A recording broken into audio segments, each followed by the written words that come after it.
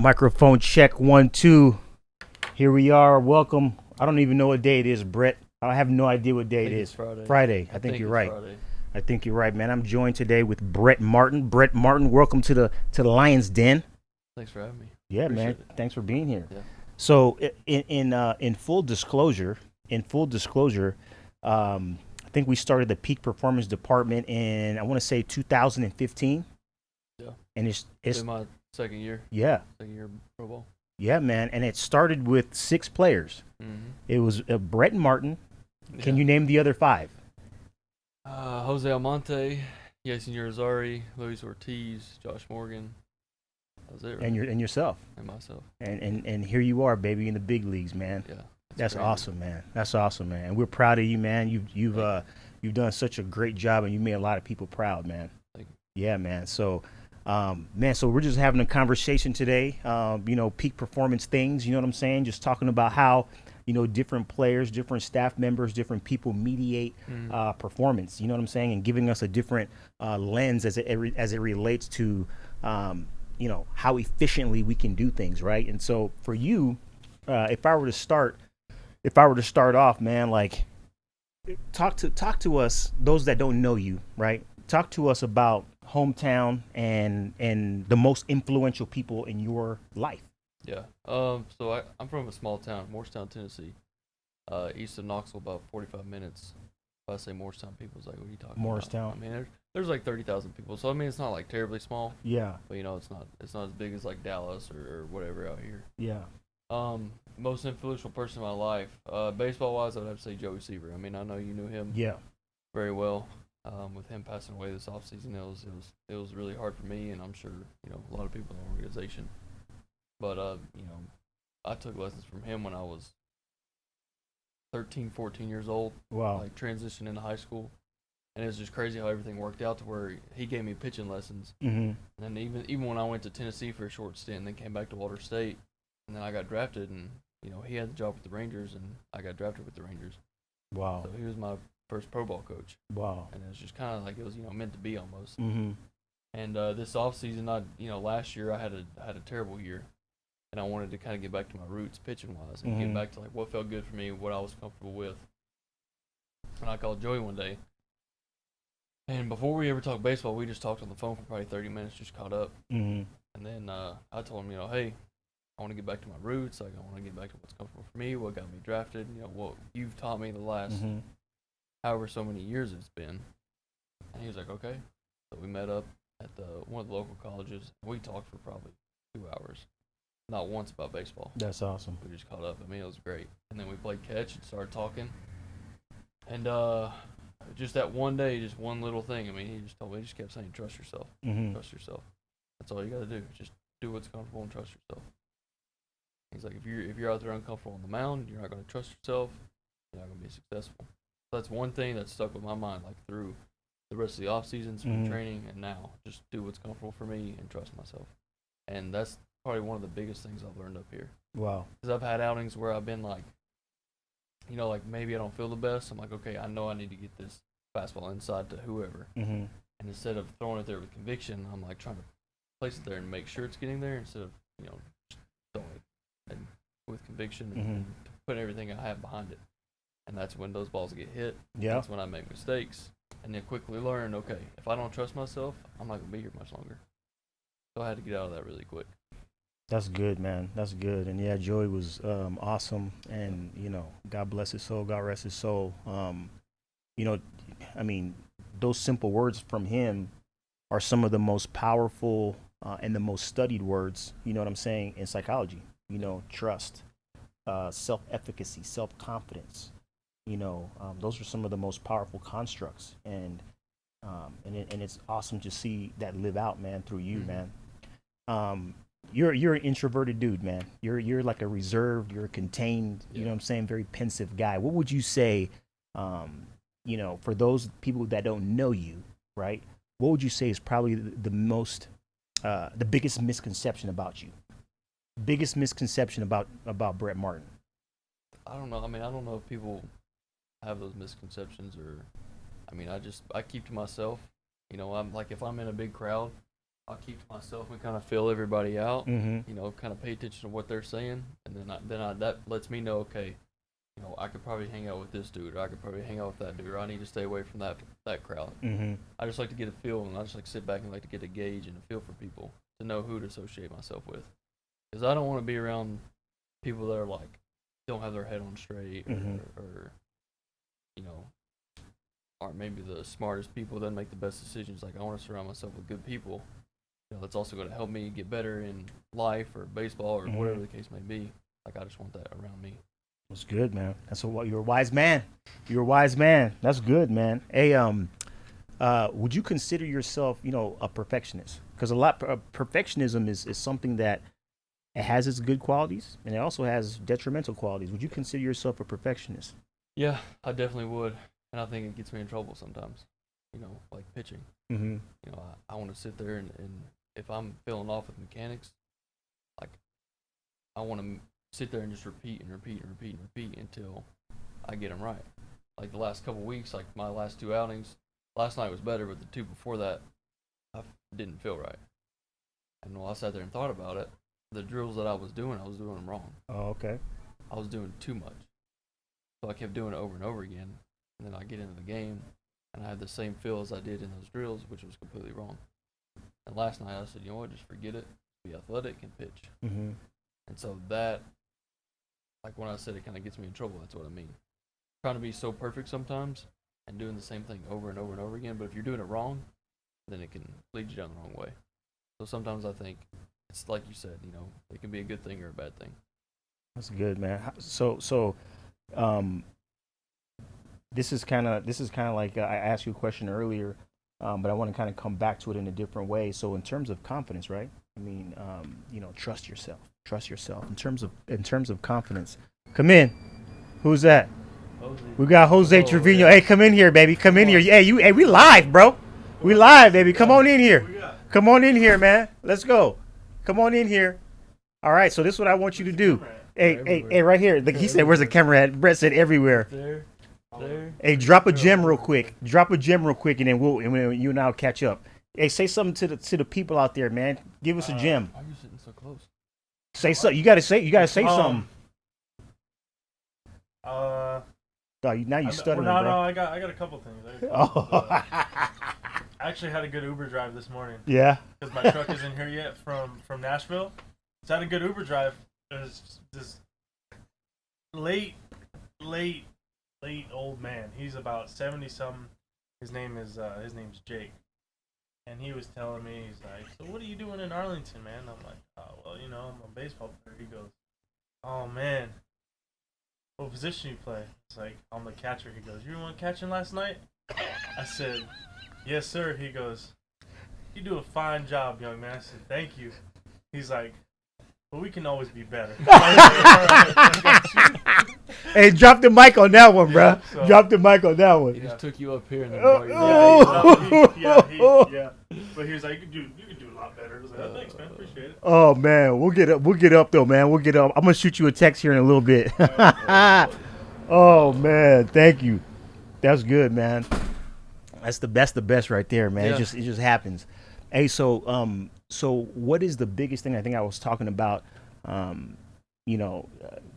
trust yourself, confidence. What is the biggest thing for you that has attacked your confidence as a professional, right? You've played minor league ball. You've gotten a chance to contribute and do a great job here. You know what I'm saying? On the big league side, what is the thing that for you, if you're being transparent, has attacked your confidence the most? I just think I'll start to think too much, get in my own head. Instead of like I'm here for a reason. Obviously somebody likes me, so I just need to keep reminding myself. I'm here for a reason. I have a purpose. If I wasn't good enough, I wouldn't be here. I'd be in AAA still. So I just need to remind myself, like if I'm struggling on the mound, if I've had a couple bad outings or whatever, like it's okay. There's always tomorrow. Yeah. I just need to stay confident and never lose that confidence. Because once I do, like I said before, then I start missing my pitches. No conviction. Stuff starts getting hit. Maybe I don't feel the best one day. Well, I still need to be confident that I'm gonna throw a strike and throw it where I want to, where I want to throw it. So I think that's one of the things for me. Just constantly reminding myself I belong here. That's good, man. I mean, you're a young man, so your story is different than somebody who's had a 10, 15-year career.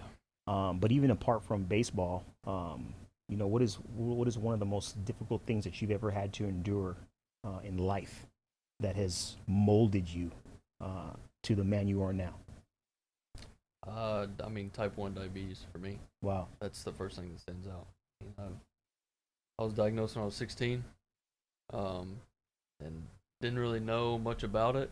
And whenever I went to the hospital, they gave me a 2-day crash course. And this is it. This is how you handle it. If your sugar's low, you eat something. If it's too high, you drink some water, exercise, whatever. It'll bring it down. And then from there, it was just trying to get used to that and adjusting that with baseball and handling all that, which wasn't terrible. It just took some time to get used to, just like anything else. And then getting to pro ball, same thing. And then now, being a reliever, being a starter my whole career, just finding a new routine, finding out what works now, But I've got it down. It's gotten easier. What's been the most difficult part of that whole thing? Like the singular most difficult part of the diagnoses and then actually living life with diabetes. What's been the most difficult thing? At first, it was like, am I still gonna be able to play baseball? Am I still gonna be able to do the things that I've always done? Mm-hmm. And then once I realized, I could do it, then it was fine. I mean, but that at the beginning, that was it. Am I still gonna play baseball? That was the biggest question. Or am I still gonna be able to be active and do the things that I still want to do? Mm-hmm. But now that I know that I can, the biggest obstacle now is just like I can't take a day off or just be like, oh well, I don't need to do this. I'm good today. Mm-hmm. Like, and I gotta stay on top of it every day. That's what's been kind of tough.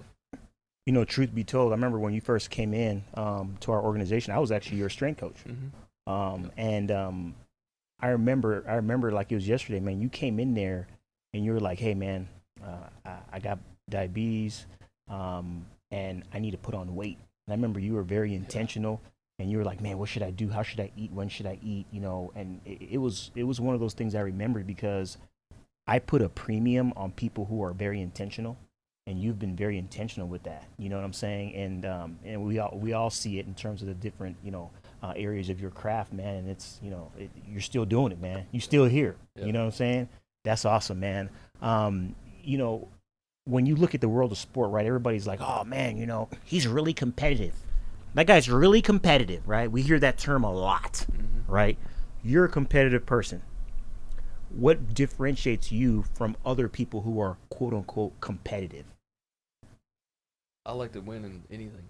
I mean, it doesn't matter if it's a board game, baseball, fishing. Like, I love to fish, so if I go out and I catch more fish than my dad, like, that's a win for me. Like, when we were in Milwaukee, me and Miner went out and fished.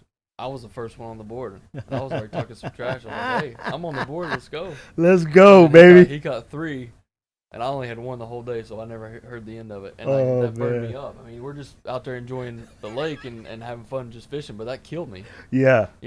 So, I mean, it doesn't matter what it is for me. Like, I always want to win. It doesn't matter, like, if it's mom, my dad, you. Like, it don't matter. Like, I want to win. Yeah. So. What was your board game coming up, man? As a kid, man, what was the most competitive board game for you and your family?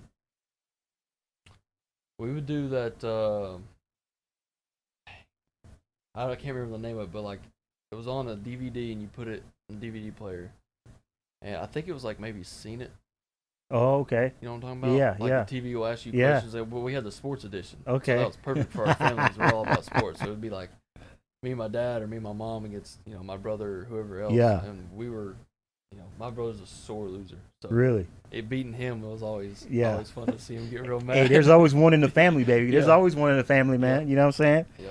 That's awesome. That was our family competitive board game. That's good, man.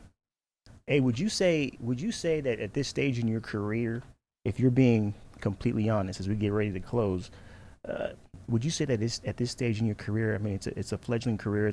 You're very young. You're just starting out. But would you say that there's anything that you're trying to prove, or anybody that you're trying to prove wrong right now? Yeah, I mean, I feel like there's always something to prove and always somebody to prove wrong, you know. Just trying to prove, like, you know, maybe to little kids that just got diagnosed with diabetes, just like, you know, the same situation I'm in, whether they play basketball, football, baseball, what, you know, whatever it may be, that, you know, just because you have diabetes doesn't mean you can stop chasing your dream. Like, you can still play those sports and do those things that you love to do. Just that, and, you know, I like it when people tell me I can't do something, because it makes me want to do it more, you know. And, you know, in high school when I was diagnosed, like, I wouldn't really say my friends, but the guys that I played with on the team, they were the older kids, you know, thought they were hot stuff and everything, would, like, kind of make fun of me for it. Like, I can't control it, like, you know. Yeah. It is what it is. And I kind of, like, I always just kind of, you know, every time they just, like, fuel the fire, every time they say something about it. Like, to me, like, I always keep that in the back of my head, and, like trying to prove them wrong now. Like, look, this is where I'm at. Yeah. You know, I made it. I have diabetes. Like, you can do anything. Doesn't matter what you have. If you want it bad enough, you can make it happen. That's great, man. You know, you represent a fraction of percentage of individuals who can call themselves professional athletes. Yep. You know, more specifically, a Major League Baseball player, in which there have been less than 20,000 people in the history of the game, right? And everybody has had different, you know, circumstances, and has endured different things. To that last point that you made, without naming names, what is the single most, like, hurtful thing that you've ever heard, or the thing that, like, really, like, crushed you when you heard it?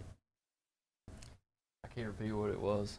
I mean, it was like, nothing like terrible. It was just like, there was some cuss words in there. I don't want to repeat them, but it was like, when I heard that, I was like, what was it? Give me a gist. Frame it a different way. I don't know if I can, man. There's only one way to say it. Go ahead, bro. Can we just say it? Yeah. Diabetic fuck. Wow. Yeah. Somebody told you that. Call me that. Yeah. No. Coach? No, player. Wow. Yeah. It was, I think also I was like 16 when I was diagnosed. I was a junior. And one of the upperclassmen, I can't remember what we were doing. I think, like, I made an error or something during the game. I was on varsity, and I come in the dugout. It was like, something, you diabetic fuck, you can't make a play. Like, you're worthless or something like that. Which I was like, damn, like. That crushed you. A little bit, you know. I didn't like let him see that it got to me, but that's, like, probably one of the only things that has ever really kind of bothered me in my life. Just being called that, and I was like, well, you know what? Like this kid's just, he's probably not gonna go anywhere, like, with his life. Like, he wasn't very driven in anything, like school or anything, and I saw that. So I was like, you know, whatever. Like, I don't care. He can call me whatever he wants. And now this kid's working. I'm pretty sure he's working for the city picking up trash. So it all worked itself out. Buddy. Hey, somebody got to pick up the trash now. Somebody's got to. Yeah, somebody got to. You know what I mean? I'm going to just go ahead and throw it kind of bothered me for maybe 5 or 10 minutes, and I was like, you know what? Whatever. Who cares? I don't care. Yeah. Whatever. You just let that thing roll off. Yep. Let it roll off, baby. Yep. Dang, man. That's good stuff, man. What I'd like to do now, man, is I just want to open it up, man. Is there anything that's been on your heart and on your mind that, you know, you've been thinking about, or is there anything that you would like to share for somebody who might be listening to this today and say, you know what, man, this really helped me. Maybe it might help somebody else, man, to help build them up and encourage them. Just kind of what I said earlier, you know, for kids that do have diabetes, if there's any that are listening, like, just because you have it, you can still do whatever. You know, there was actually a kid shortly after I was diagnosed and got into pro ball. So Mark Connor, Goose, his wife worked at the hospital where I was diagnosed, and she knew that I played with the Rangers. She came up to me, was like, hey, we have this kid in here who was like, I think he was like 12 or 13. She was like, he just got diagnosed. Would you like mind to go talk to him? He's like a big football player. I was like, yeah. So I went and talked to him, met his family and everything. And his mom actually messaged me on Facebook, I believe, like 2 months ago. Just to, like, it was out of the blue, just to catch up. I didn't really recognize who she was, and she sent me a picture of her son, like, that day when I was at the hospital with him. I was like, okay, yeah, I remember. And she, like, sent me a video, like, him playing football, baseball, basketball. He's playing all 3 sports. He's like a quarterback, and apparently he's killing it in high school right now. So he's coming up. So he's coming up, yeah. So, like, you know, just talking to him, and like, I could tell, because I was in his shoes. I was 16, but he was younger than me, so I could only imagine how he felt. So just like getting to talk to him, and I was just telling him the same thing. You know, just because you have diabetes doesn't mean you gotta stop playing football or do what you love. Like, you know, that should make you want to do it more. Yeah. That's impactful, man. And the words, thank you for doing that. You know what I'm saying? Because, you know, your words, man, have the power of life and death, man. You have the power to build up, and you have the power to tear down. Yeah. You know what I'm saying? And thank God that, man, you know, you were tough enough to stave off, you know, that clown that, you know, told you those words. Yeah. But you're using your energy, you're using your intentionality to build up, you know, somebody else coming behind you. And you know, the whole premise of this whole podcast is to enlighten. And you know, there might be something that you said today that, you know, triggers, you know, something in somebody. I learned more I hope so. in talking to you today, man. Yeah. You know, that's good, man. So, hey, man, I'm letting you off easy today, bro. I'm letting you off easy, man. Can you do the honors, Brett? Thanks again, bro. Do the honors, man. There it is. There it is. Thank you, bro. You got it. Thank you, man.